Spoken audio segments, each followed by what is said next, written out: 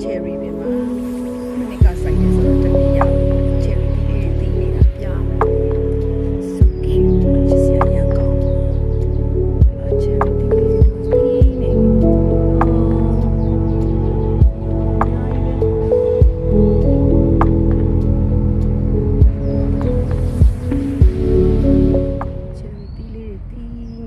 here you go 3လုံးတွဲ4လုံးတွဲလေး cherry ပန်းလေးကဒီလိုလေးပါမမဲ့တော့မမဲ့သေးဘူးပေါ့မဲ့ရင်တော့အနီရောင်လိုပန်းရောင်လိုဒီမှာတီးလေးတီးလေးဟုတ်ဒီမှာကန်လိုက်တာနဲ့ကျွေးသွားရော